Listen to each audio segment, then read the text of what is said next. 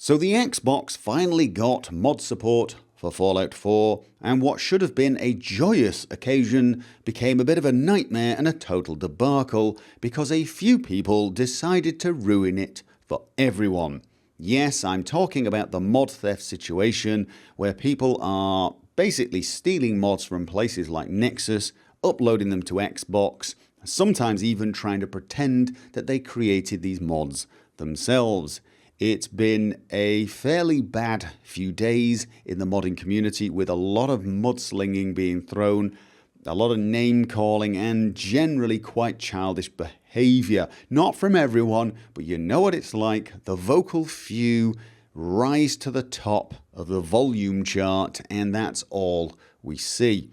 I have resisted temptations and calls for me to weigh in on this subject because I really did not have anything constructive to say beyond wagging my fingers at some of the more egregious examples of rudeness and telling them to cut it out. There are now some more concrete facts on the ground about what you can and cannot do on this issue, and I thought I would basically highlight them and hopefully put this issue to rest. For those people out there who have been trying to justify what these mod thieves have been doing, you are fighting a losing battle. It's not up to you to decide whether or not they can do it. It's not up to you to decide, who has the right to this. That has been settled. If you think that the mod authors do not have the rights to the mods they create, they do not have copyright on that material and don't get to say whether or not it's uploaded to Bethesda.net, you are wrong. Not because I'm saying it, but because Bethesda are saying it. So all of these justifications you're coming up with, all of these ways of, well, basically not just forgiving these thieves, but congratulating them, it's a waste of time. Honestly, I don't care if such and such a mod user is a big meanie and therefore you think it's okay to steal his mod. You can't. You're not allowed. That's not how it's done. Crediting a mod author is also not good enough. You don't get to take something, put a note on it and thank its previous owner and claim it as your own. That's just not how it works. Try uploading the latest Star Wars movie to YouTube and you will find out very, very quickly that that is not how things work. The people that have decided this issue are Bethesda, and they are very, very clear about the terms of service and who owns what when you upload your mod to Bethesda using the creation kit. There is a terms of service that you agreed to read and then agreed with before uploading. But Bethesda have clarified the issue fairly clearly. Yesterday, they released guidelines for uploading mods. Do not upload mods or mods taking content from other mods unless you have permission from the creator. And they're not talking about the god of your choice. They're talking about the mod creator, okay? The person who made the mod. Before this, they released an article describing what you should do if somebody uploads a mod without your permission, and it is basically a description of how to use the Digital Millennium Copyright Act, the DMCA, to take down the mod. They're giving legal instructions on how we should take these mods down. So they actually consider this a legal issue.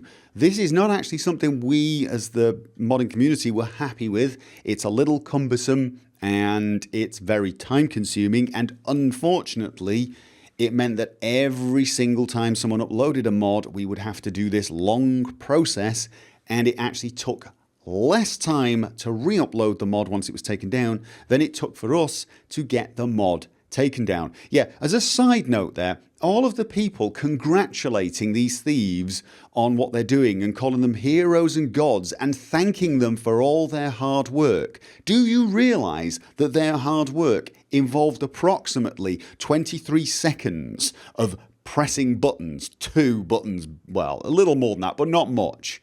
They download a mod from Nexus with 1 button click, and then they open up the creation kit, log into Bethesda.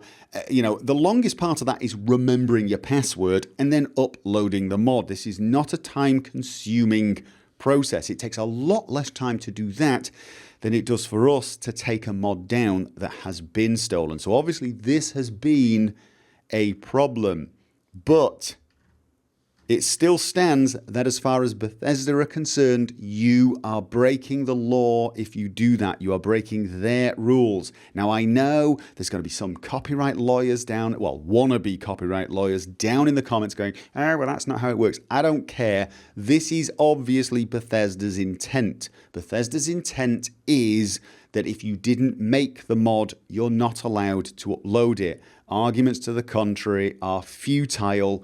They really have stated it pretty damned clearly. Now, the good news for mod creators is they do seem to have noticed that their current situation, their current system is not working and that the modding community is not happy. The mod makers are not happy, and they have rolled out some things. They've mapped out some things they're going to roll out in the near future. And this first one is the main one I'm interested in. Creation Kit users will be required to own Fallout 4 to upload mods to Bethesda.net via a Steam-linked Bethesda.net account. This is a good step in itself because, of course, if you don't own the PC version of Fallout 4, it's very difficult to create mods from scratch. It's very difficult to create mods at all, actually. It is possible technically, if you have enough technical knowledge and you know the game's forms like the back of your hand, but God knows how you know that if you don't have a copy of this game on your system, because we haven't catalogued them yet, all the forms. Really, the way we find all of these forms is by opening up the game that's on our PC. So this is probably a good step in of itself. It will prevent people who don't own the PC version of the game from uploading. Therefore, people who are almost certainly not creators won't be able to upload. They then go on. The Steam-linked Bethesda.net account will not be required to download or use the creation kit itself, only to upload to Bethesda.net.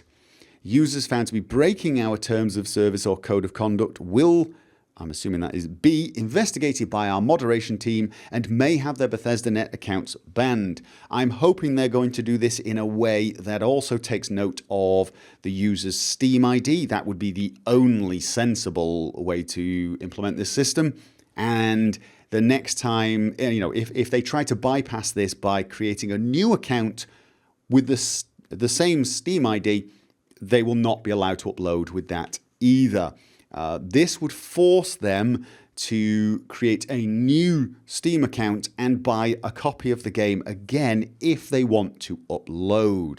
Of course, this is going to prevent repeat offenders.